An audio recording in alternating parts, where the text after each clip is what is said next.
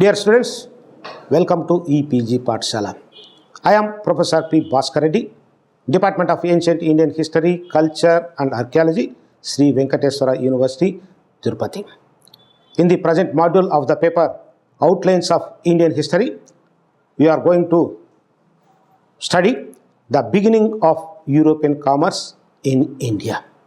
It is an important chapter to understand the history of modern India, since it is a beginning to understand the later course of history.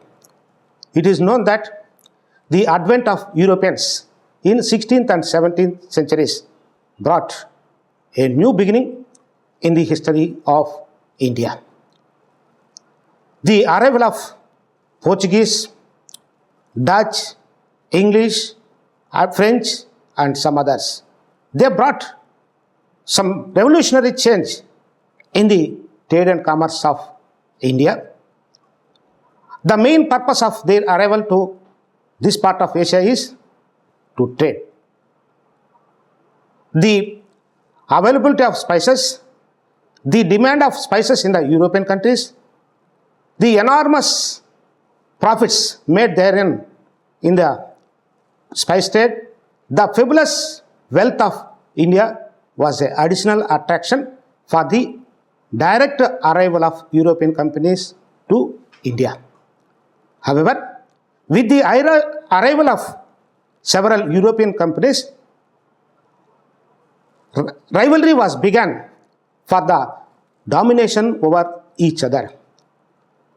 Thus, the rivalry which began in this part of India, it resulted to bring many changes in the next course of history.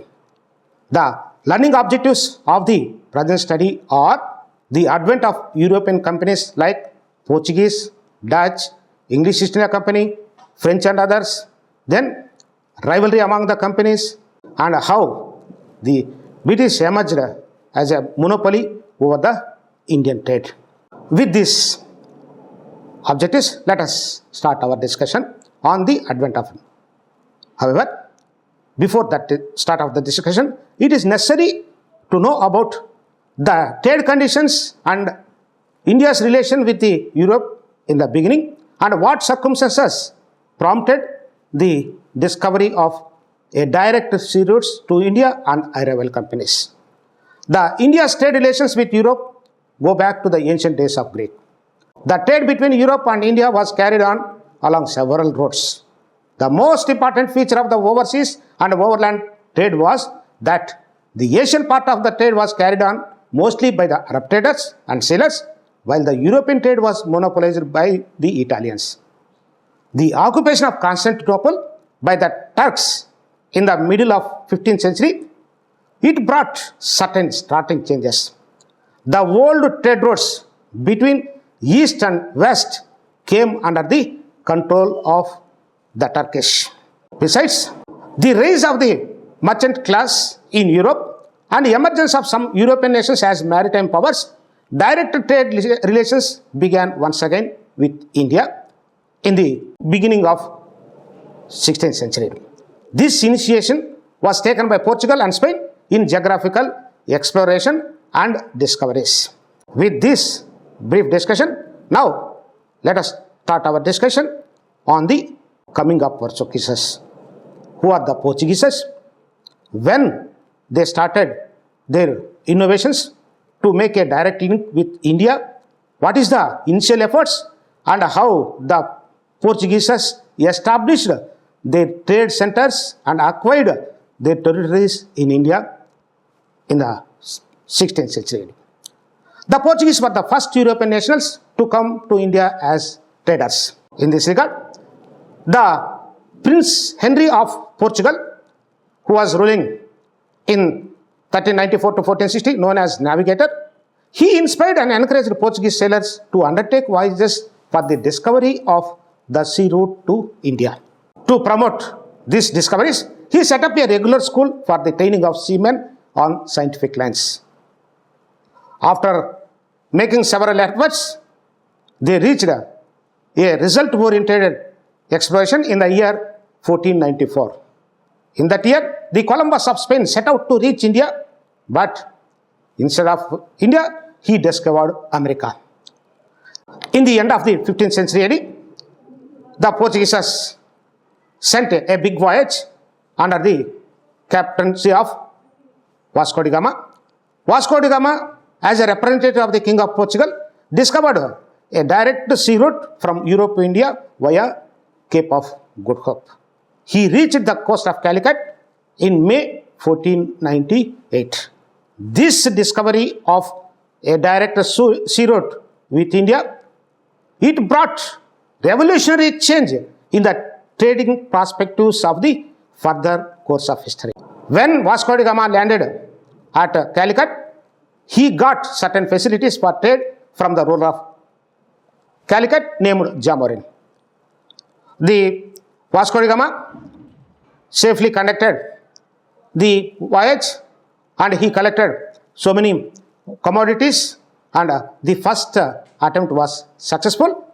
Besides that, later on, his crew discovered spices in plenty, especially in Southeast Asian countries like Sumatra, Java, etc., in what were then known as Indian waters.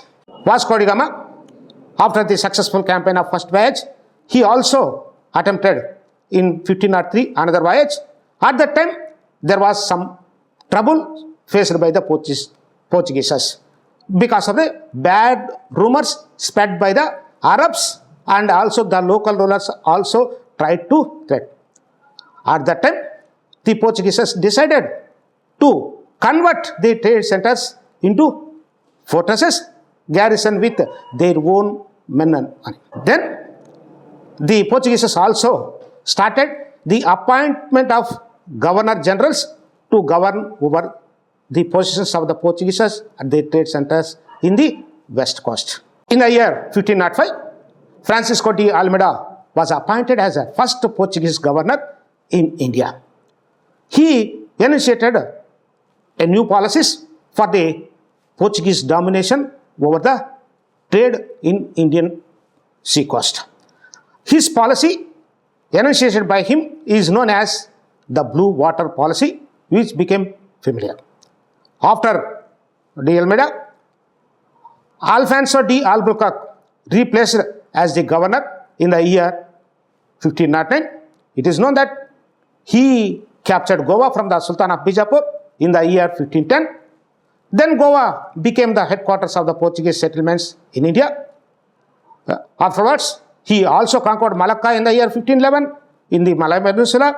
Thus, with the occupation of several trade centers in the west coast, he is considered as the real founder of the Portuguese power in India.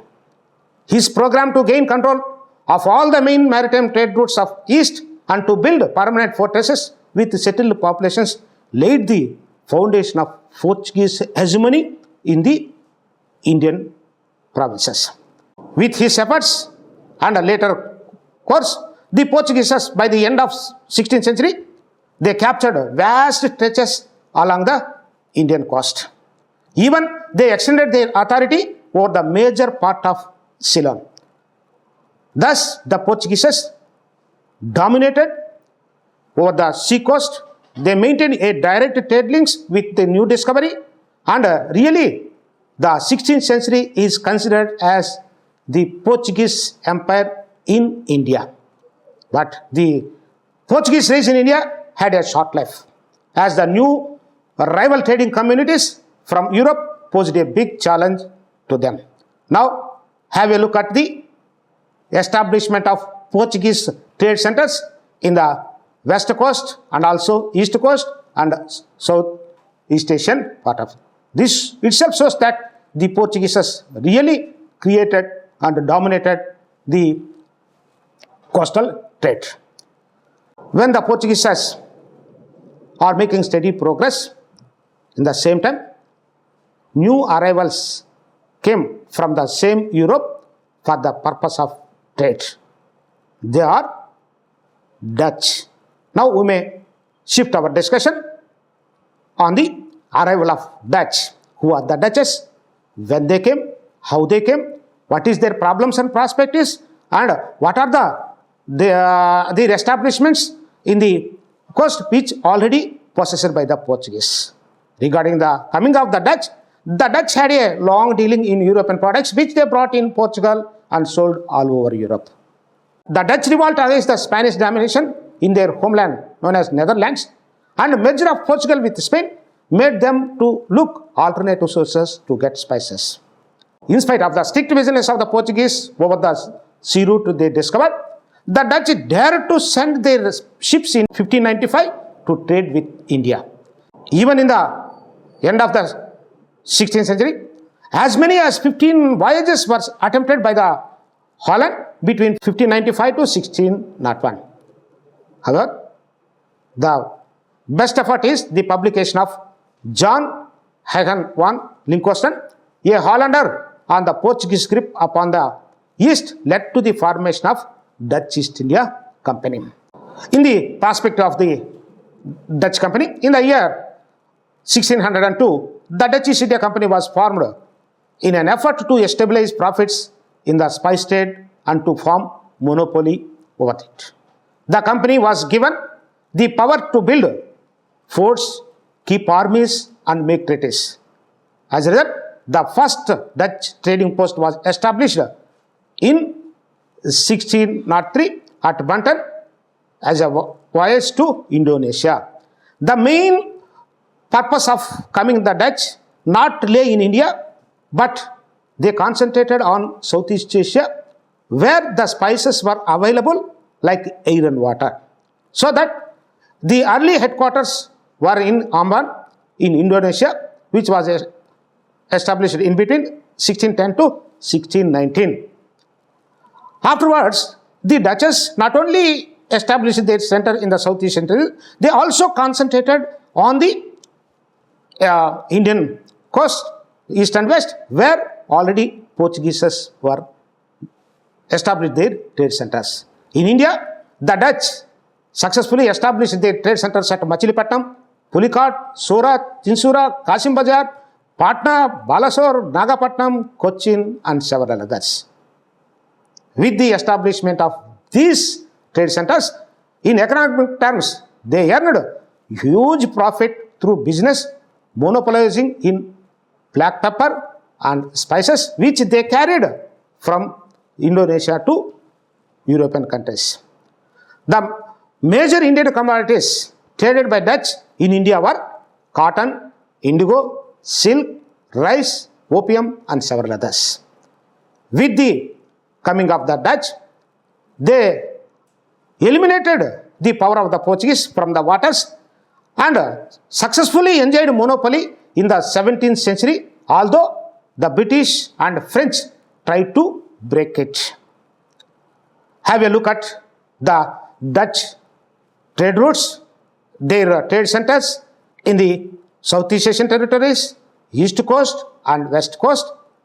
When the Dutch established successfully their trade centers in the Southeast Asian territories, in Indian territories, though the Portuguese opposed them.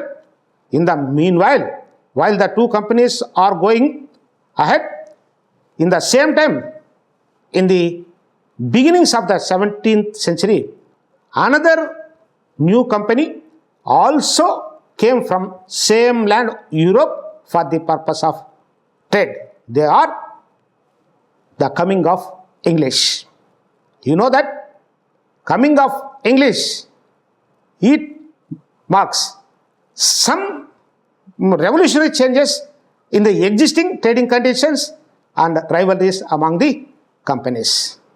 Regarding the coming of Englishes and trade progress, the success of the Portuguese, high profits earned in Eastern trade thrilled the English traders, where the Portuguese are earning profits more than 500 times by carrying these spices.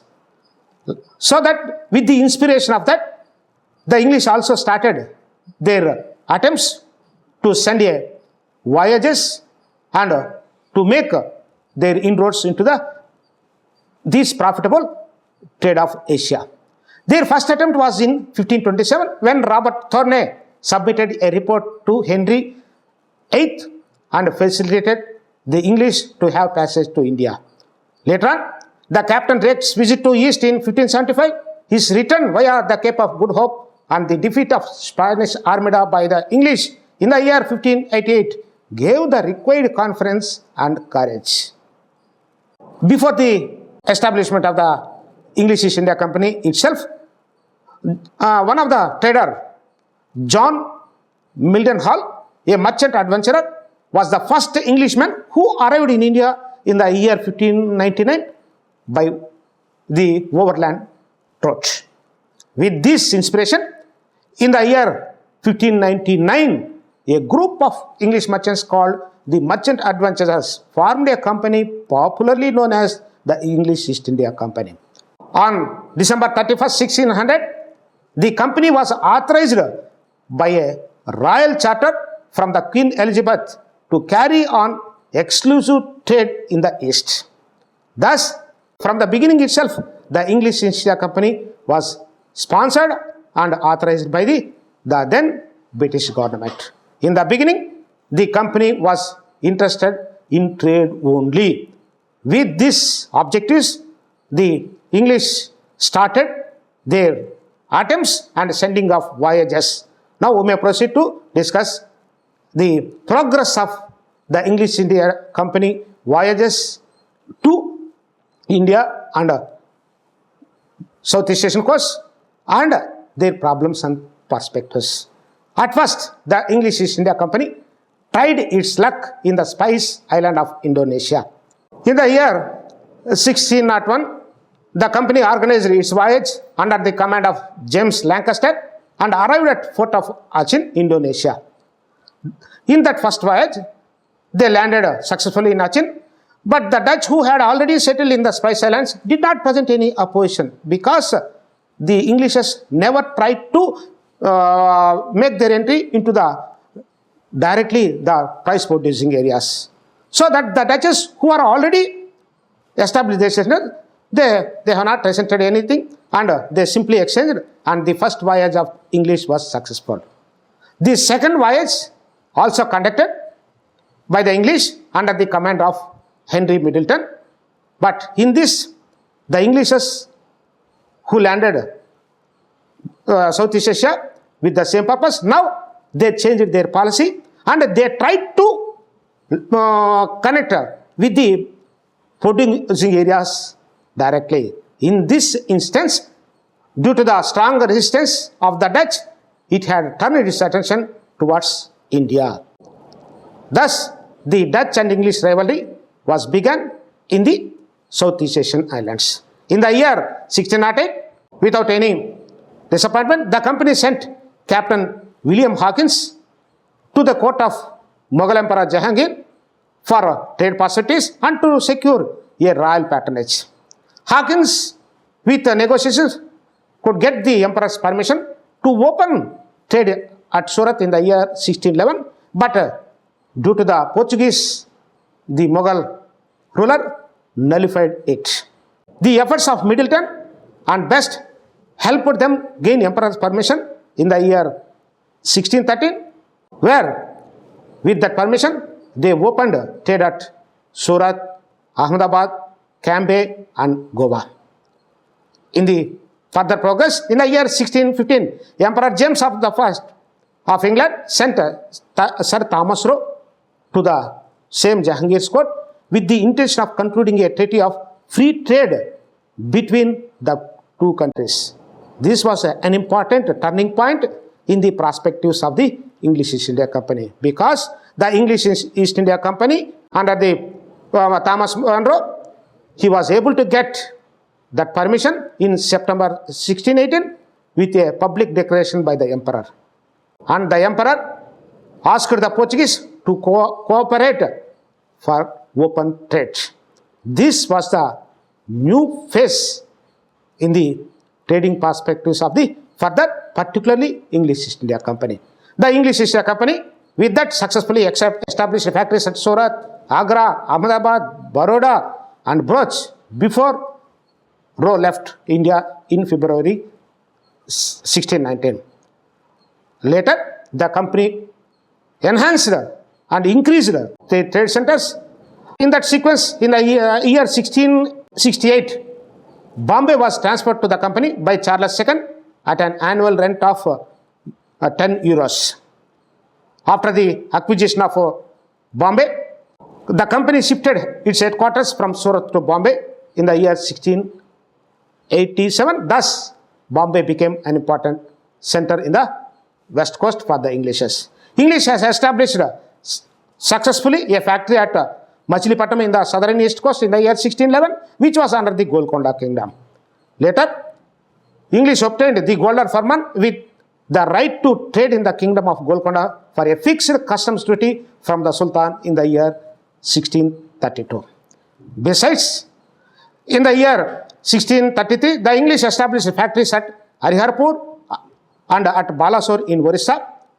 In the year 1640, it is an important phase in the trading progress of the English East India Company.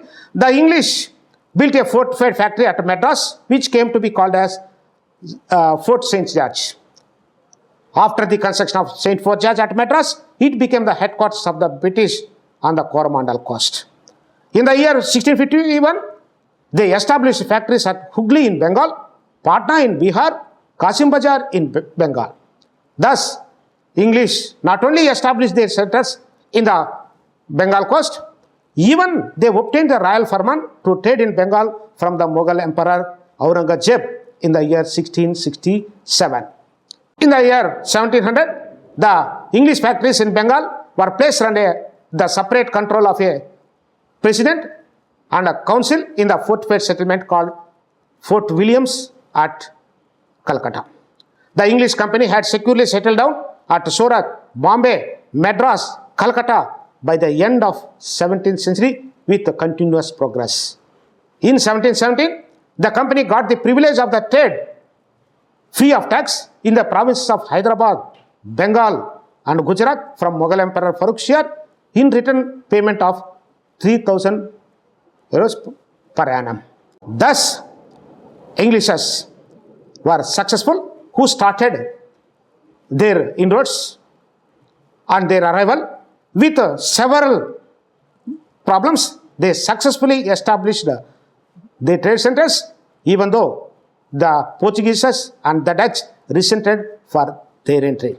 In the beginning of the 17th century, when all these companies are in progress and quarreling among themselves, superiority over the trade, another company also entered into the Indian provinces for the same purpose, that is coming of Danish, Swedish and French companies. Regarding the coming of Danish and Swedish companies, Danes came to India in 1616, but they confined to private trade only. The Danish colonies in India included the towns of Tranquebar, Serampore and Nicobar Islands. Swedish East India Company was formed in 1713. Its trade was confined to China. Another company, West India Company, was organized by the merchants of Flanders in 1722, had a brief career in India. Then came the French Company, with which the English had a long conflict. Now we may shift our discussion to coming of French and why the conflict was began between the English and the French and other companies. Regarding the French company is concerned, the French East India Company was established in 1664 under the patronage of King Louis XIV and his finance minister Colbert. The French factory was established at first in 1668 at Surat, where the principal station of the English company in India was already situated. The second factory was set up at Machilipatnam in the year 1669. Further, a factory was also developed at Chandarnagar near Bengal between 1690 and 92. Here, the two major French trading posts in India were Pondicherry and Chandarnagar, established in 1674 by Martin. They also occupied the island of Mauritius in Southeast Asian Sea. With this discussion on the coming of various European companies and their trade progress, Now we may shift our discussion on the rivalry of English and its European groups. Every European trading company decided to have monopoly of the trade in the East. In the 17th and 18th centuries, developed contests over the Eastern trade, particularly between Portuguese versus the Dutch, Portuguese versus the English, the Dutch versus the English, the French versus the English. Here, the main contender is English East India Company. Coming to the English and Portuguese rivalry, in the 16th century, Portuguese have no European rivals on the long sea route. The situation changed in the early 17th century with the arrival of Dutch and English East India Companies. In this regard, the first conflict occurred in 1611 itself, when the English East India Company sent a voyage to India under the command of Captain Hawkins. In that attempt and voyage, Captain Hawkins got the permission from the Mughal Emperor Jahangir to establish trade center at Surat. But due to the pressure brought by the Portuguese, Jahangir revoked the permission granted to the English. In this sequence, the English, under the Captain Best, defeated the Portuguese in 1612 at Swally near Surat. Later got permission from the Emperor to trade at Surat, Ahmedabad, Cambay, Goa, and began the company's relations with India. This was the beginning. In the year 1616, Sir Thomas Roe came to India with a letter from the King of England to the Mughal Emperor. He secured a treaty from the Mughal Emperor for trading establishments, and he got that privileges. And at the same time, the English tried to minimize the image of the Portuguese in the Mughal court. In this regard, the Persians joined the English in removing the Portuguese power in the Gulf region around 1622. Since then, the Portuguese began losing their hold over the eastern seas as well as their positions in India. In their rivalry, in the year 1622, Bombay went to the King Charles II of England as dowry for marrying a Portuguese princess. Later on, Salsette and Bassein were captured by the Marathas. Hooghly was taken over by the Mughals, and both came later under the British control along with the Dutch possessions in India. The fall of Portuguese, in fact, began in 1630 when the Treaty of Madrid ended hostilities between England and Portuguese. The treaties of 1654 and 1661 further strengthened friendship between them. Their inferior position compared with the Dutch and the English led to their elimination from Indian trade. Thus, the Portuguese, who came first as a traders and who discovered the trader, they lost their superiority over the sea trade of South Asian coast and also Indian territories. Now, with the arrival of Dutch, the English-Dutch rivalry was also began. The English determination to establish hold in the Spice Islands led to conflict between the English and the Dutch. The Treaty of 17th July 1619 that concluded between them in London allowed the English company to have only half of trade in pepper and 1/3 of finer spices in the Isles. English were also allowed to trade in Pulicat in Coromandel coast on paying half of the expenses of the garrison, and thus became partners in Indian trade. But this cooperation did not last long, as both were determined to oust each other. In their rivalry, the massacre of Ambonia was an important event. In the attack, the Dutch executed 10 Englishmen along with 9 Japanese and 1 Portuguese man on the grounds of conspiracy against their possessions in East Indies at Amboina. The Anglo-Dutch rivalry could remove Dutch from Eastern Islands and British from India. Thus, English tried to remove the Dutch at least from India. For this, it entered into a treaty with the former rival, even the Portuguese also. This made the Dutch to concentrate on the Eastern Islands than in India. With the defeat of the Dutch in the Battle of Bedra, the Dutch influence in India collapsed and the English influence began to increase. Later, Dutch company in India began to limit a country trade, and its officers began interest in private fortunes in collaboration with the office of the English East India Company. Dutch settlements at Nagaur was occupied in the year 1773. Nagapattinam and others on the Coromandel coast and Trincomalee in Ceylon were occupied by the British in the year 1782. Finally, in the year 1795, the English expelled the Dutch power from India, Cape of Good Hope, and also Ceylon, Malacca, Amboina, and Cochin. Thus, English dominated by eliminating the competition of the Dutch in their rivalry. Besides the Dutch rivalry, the English also confronted with the Portuguese after the arrival of the Portuguese. Now we may shift our discussion with the English and French rivalry and its impact. The French were bitter enemies of the English, and this rivalry was extended even to their companies. The prevailing political condition of southern India helped the European traders to aspire for political power. Hyderabad and Carnatic, the important princely states in the south, were the two large provinces of South India. The political unrest in Hyderabad and Carnatic offered the English and the French an opportunity to continue their traditional hostility.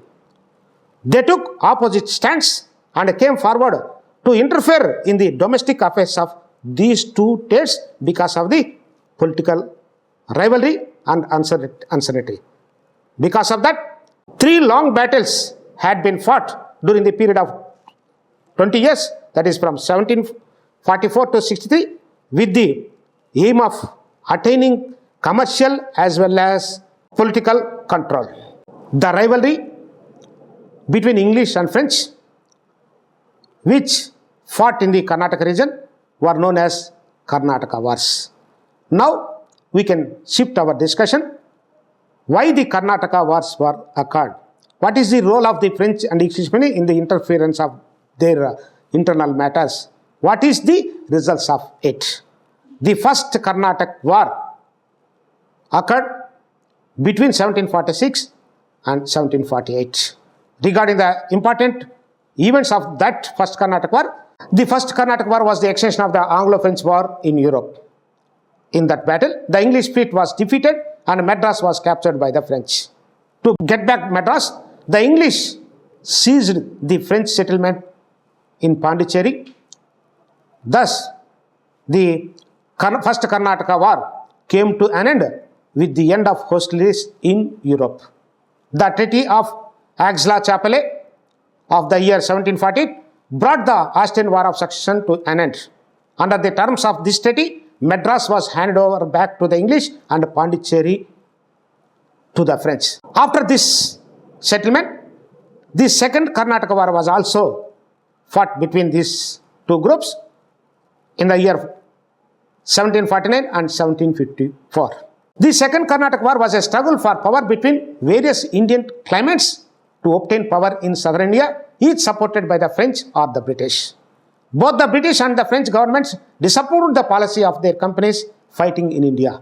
Finally, the Treaty of Pondicherry in the year 1755 with the English, both the nations agreed not to interfere in the quarrels of Indian province. Thus, the British control over the Carnatic was re-established, but peace did not last long as the English were determined to remove the French from in India.